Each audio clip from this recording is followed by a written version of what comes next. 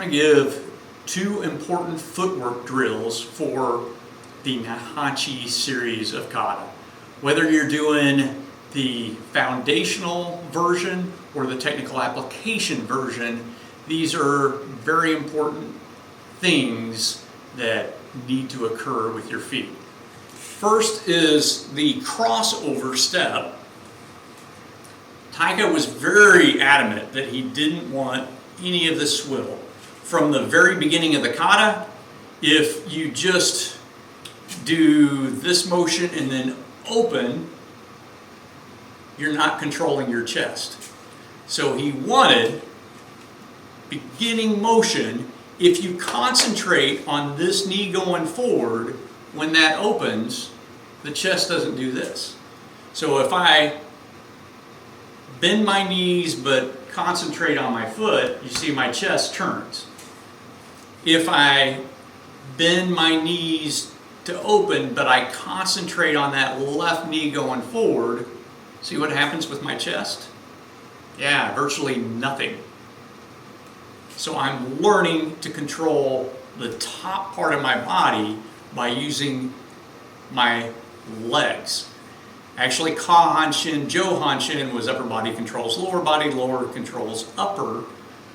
Also was Migi-Han-Shin, Hidari-Han-Shin, right controls left, left controls right, which he hadn't brought that principle out public yet. And there's also front controls back, back controls front. But if you think about this, I'm learning to control with combinations of those. So my left is controlling right, but my left bottom is controlling my top right. So if I just do this, my top right swings. If I concentrate on bottom left,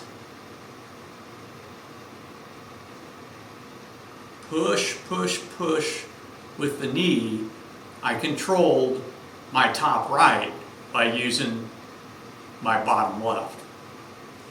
All right. So also with that, he was very adamant he didn't want swivel hips. He didn't want your chest moving during the course of any of these technical application or foundational versions. So one drill we do is we leave, think of the inside of your foot, inside straight, outside is at an angle. Inside is straight. As I cross over, my feet are in this position. And then I flip, touch, out. And so I'm concentrating on controlling the top of my body by using my footwork to control the top of my body. If I just go here, and you can see that better from the side, see how high my toes are? And I'm trying to really suck that in. When I do that, my hips have turned, and thus now my left shoulder is farther forward. If I go edge to edge, I can control my hips and my shoulders. From the side, you can see only the front part of my foot, only from about here to here, are on the ground. So I'm controlling the top part of my body, I'm edge to edge, and then I just flip, touch, slide, edge, edge, edge, edge, and I'm controlling it. And he'd even have us put a Jo or a bow on top. Now, that's your standard footwork, your skeleton footwork, foundational.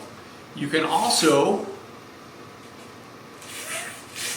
do the technical application version of this, and it is, once you've done the foundational version of the cross, the sweep, is so much easier.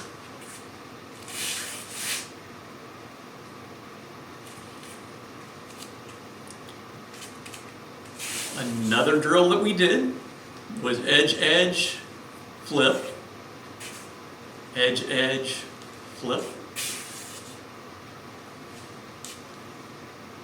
So you see, I'm putting my body in positions and exchanging the positions to where I can control the top, whether I'm walking side to side, doing the tightrope version,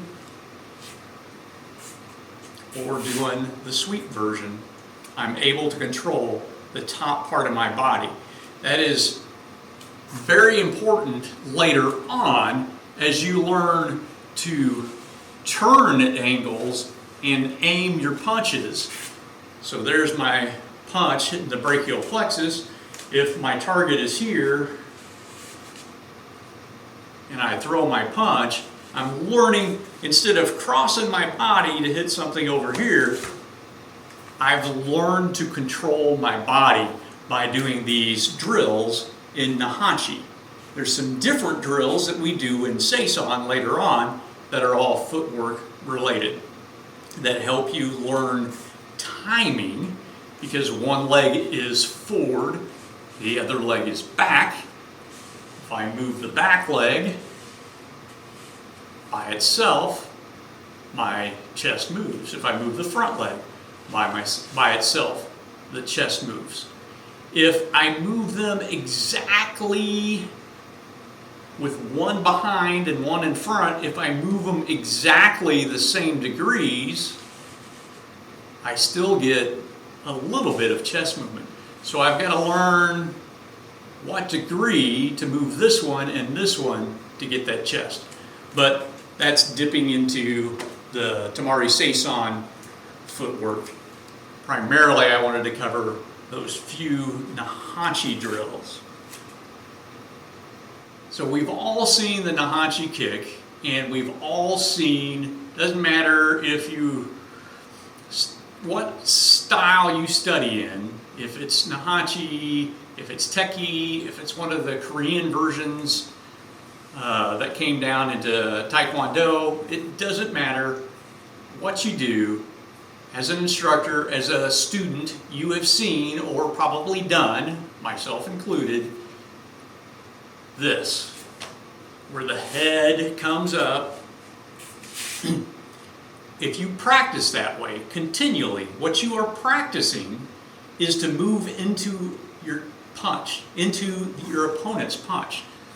If you visualize a punch coming straight into you, dead center, and you want to go that direction, and you lift up, I just went this direction as the punch is coming forward, and then I land that direction, and that punch hits me. That's where I'm right back where I started for just a split second. Can you visualize that? Here's a straight line. I'm in this position. I'm moving to the left. I'm moving back through that center line, and then I'm moving out. Very bad thing to be practicing. The remedy for that, Taika said, was pinning your leg. So if I want to go to my right, I want to create a fall to make my movement in that direction faster. The way he did this, and the way we learned it and trained on it before we moved to practical applications, paired techniques, was in Naihanchi Shodan. If I'm in this position and I pin that knee, let me move back a little bit. If I'm in this position, let me time out. If I am in this position and I pin that knee, you see that movement, that creates a fall situation. I now cannot go to my left. I cannot cross that center line, come back to center line, and then move to the right. I only have the choice of moving to the right. So Again, this is how I used to do it, and most everybody else I know used to do it. Left, center, right, or rather center, left, center, right, and then of course the opposite when you kick back the other way. Now what Taika said do is I'm in the center, I pin, and I fall to my right, I never go to the left. Now I'm here, I need to go to that direction. So I pin and do that motion without swaying. You don't want to practice swaying because you'll, one, telegraph, but two, you cross center. You're in center, you go left, you cross center and go right. So it totally slows down what you're doing and you'll eat a punch. We don't want to eat that punch. Again, one more time. Old way, I am center, I am left, I am center, I am right. New way, I am center, I am right. This way of striking in Naihanchi and kicking in Naihanchi forces you to do hands before feet. If you watch, my right hand will impact before my foot lands. Pin, I'm center, I'm right. Pin, my hand impacts before my foot lands. Now, old way, center, left, right, strike. So my foot lands first. This is very important philosophy that Taika had. You don't want to take a step, then punch. What was the point of taking the step? Taking a step is not necessarily range that you are accomplishing. I can establish range in other ways without taking that step. What taking a step does is it puts 130 pounds into the end of that punch. If I strike and land, 130 pounds went into that punch.